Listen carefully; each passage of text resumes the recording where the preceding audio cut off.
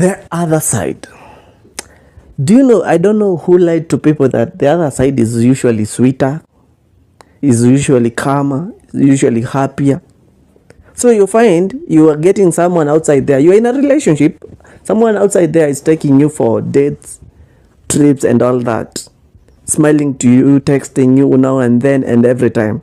But you are forgetting the relationship that you are in right now. The same things are being done to you when it was starting. Or the person who is doing this to you has a family and they are not doing that thing to the family. So you think that when you go to that side, it will be better for you. Let me tell you something. This life is a circular. What goes around comes around. And that one I need you to memorize. If you are going for that thing that you are being given, thinking that you will always be given, always remember, there is a time you are being given that thing and then it ceased. So when you go to the next person, you will realize that you will end up being a prostitute, not knowing you are a prostitute. I usually call them glorified prostitutes because you think that jumping from one relationship to another relationship because you're being smiled better is so professional and it's so deserving of you. But you forget that when a person wants you, they can do everything until they get you. Then when they get you and they are done with you, they do the same thing to someone else. So you will never get your person. You'll never build your own relationship because you will always be looking for that thing that always starts the honeymoon stage, where I can invest in you 100% and then destroy your relationship because I have stopped doing that thing. I'll destroy their life there. So you will be tempted to look for another person who can do the same to you, not knowing you are ending up being a qualified prostitute. Never fall in love while grieving. You see, we have a problem. We are in pain. We are grieving. We have lost someone, something, all. There is something that has missed in our life, so we are in pain. We are grieving. We mostly tend to fall for the next shoulder available, and that time that person usually gives you the side of them that cares, the shoulder that cares, and you think this is what you have been looking for. But do you know that is a personality, that is a person who has programmed themselves to care because you are going through something. Those are people who takes you for dates for you to heal. But in reality, you have not known them. And you think they are the best because they have given you a side that you were never given maybe in your previous relationship. But when you enter in those relationships, you realize that, this was 1% of who they are. 99% they are worse. Because they were giving you a shoulder to lean on. And I told you, when you are vulnerable, you think everybody who cares for you is in love with you. Someone who checks up on you is in love with you or something. Can we normalize healing before falling to our next victim? Because that person that you want to, or who is giving you a shoulder to lean on, that is what you needed at that time. So whatever you need, it is what I will give you. And that's why you see a lot of people get married to people they met when they are grieving or they were going through heartbreak. Because they met people who gave them a side they were needing. Now you enter in a relationship or get married to this person, you discover as much as they are caring, they are demons disguised in caring clothing.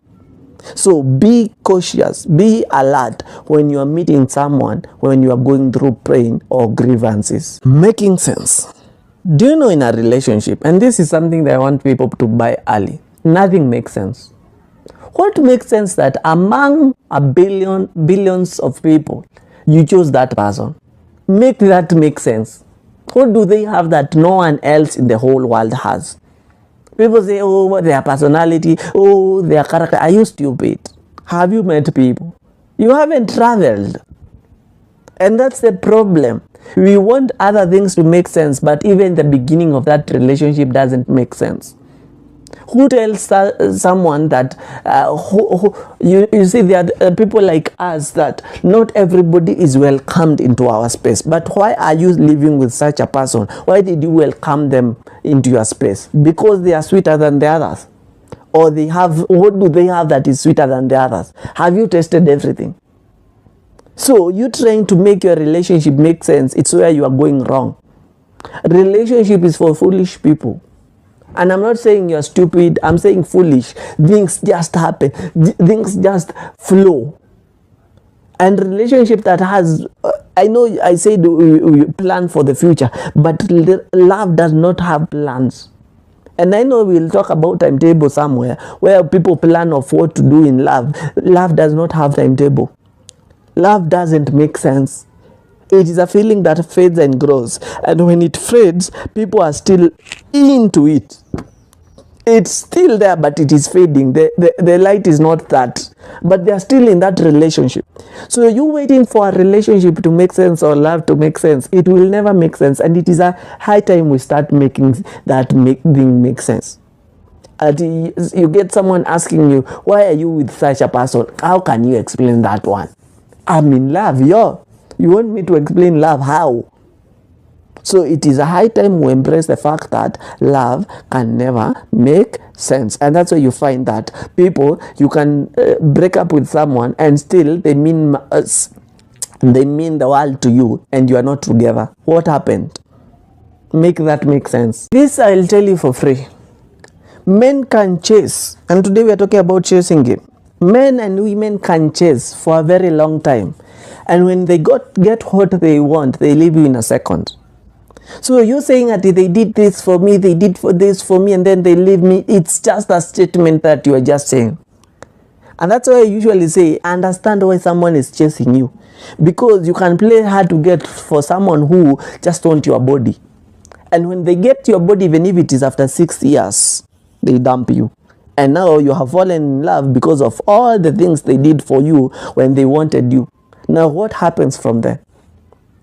Please don't say every chasing game like it is the same, like I want to marry you. Let me tell you something. Some of you just want your genes. They want babies that look like you. Then they leave you like a baby mama or a baby daddy. And they chased you for a very long time, and they just wanted a kid. Some of you, they just wanted a boost of their business capital. Then when they get the capital, they leave you. So chasing game doesn't mean, having someone chasing you doesn't mean they want you. They might be needing something from you. And everything nowadays, mostly it's beneficial. Why am I chasing you? What do I need from you that no one else has? And it is rare for someone to be chasing you because they love you. It is very rare. Out of 100, you will get is 0.1.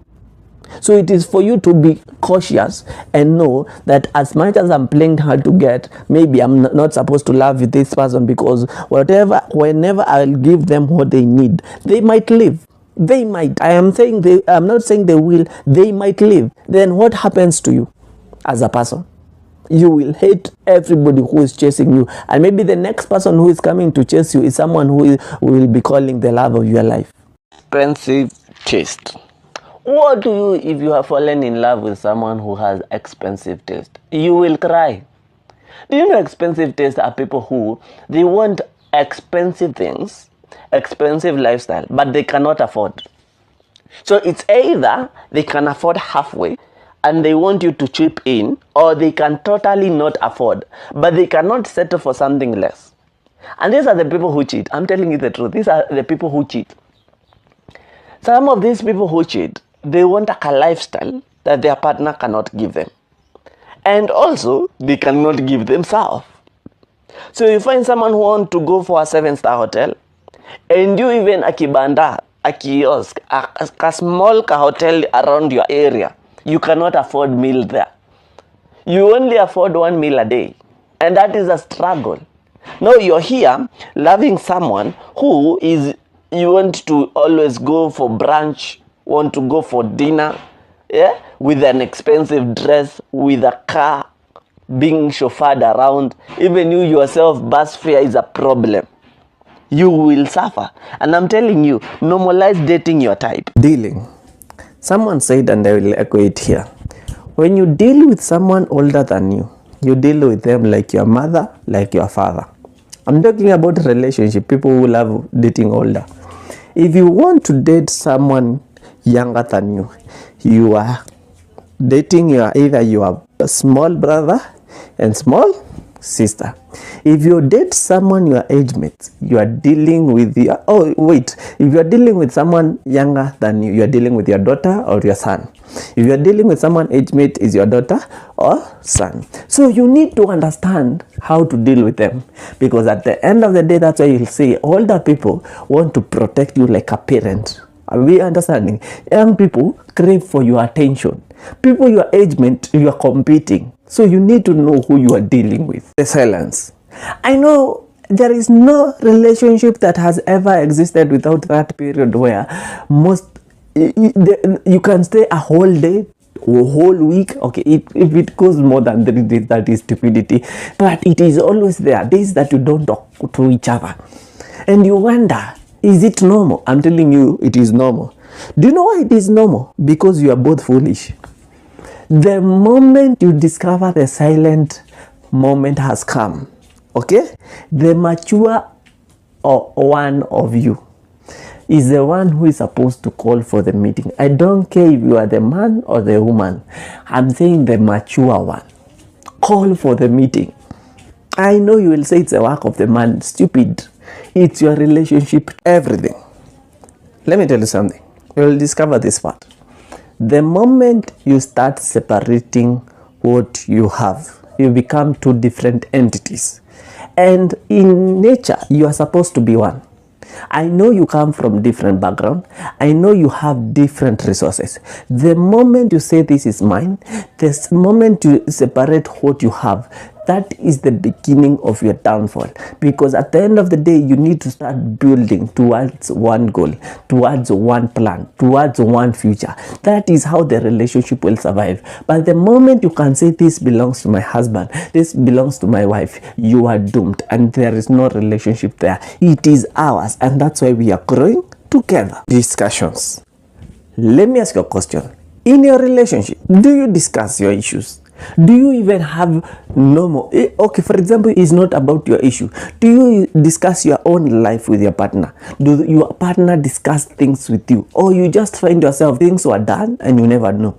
Let me tell you something. How people treat you is how you will understand their love for you. Because most of us are going with the grammar, but the actions are talking differently. Because you cannot tell me I want to buy a car. Instead, I involve you, and I'm not surprising you. Instead, I involve you in my buying a car. You understand years later or months later or weeks later that I bought a car that you knew nothing about. That is not a relationship. A relationship is where we discuss every step of our life, because we are doing this life together.